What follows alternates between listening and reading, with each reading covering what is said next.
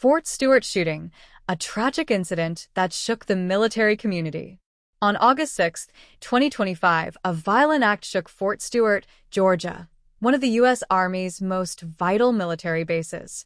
Sergeant Cornelius Radford, 28, allegedly opened fire with a personal handgun inside a brigade building, wounding 5 fellow soldiers.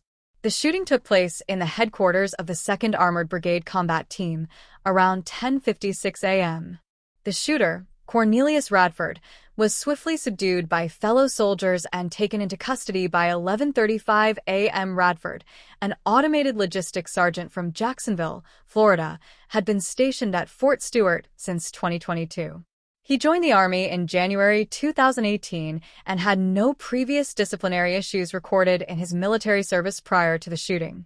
However, new information revealed that Radford was out on bond at the time of the incident due to a DUI arrest in May. When the shots rang out, one soldier, who was unarmed, ran at and tackled the gunman who was actively shooting, Army Secretary Daniel Driscoll said at a news conference. Another soldier jumped on top of the person to subdue them, Driscoll added, noting that the other soldiers immediately started taking care of mass casualties. The soldiers who played a key role in stopping the shooter and saving lives are Sergeant Aaron Turner, Master Sergeant Justin Thomas, First Sergeant Joshua Arnold, Staff Sergeant Melissa Taylor, Sergeant Eve Rodarte, and Staff Sergeant Robert Pacheco. Their swift response likely saved lives before military police and emergency responders arrived. 5 soldiers were shot in the attack. 4 were treated initially at Wynn Army Community Hospital, while 2 with more serious injuries were later transferred to a trauma facility in nearby Savannah. 3 underwent surgery, but all 5 are expected to recover. The FBI's Savannah Field Office, along with Army Criminal Investigation Division, CID, is investigating the incident. Authorities have confirmed that no additional threats exist.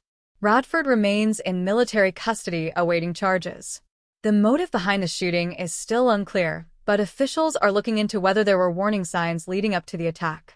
President Donald Trump said the entire nation is praying for the victims and their families, and hopefully they'll fully recover.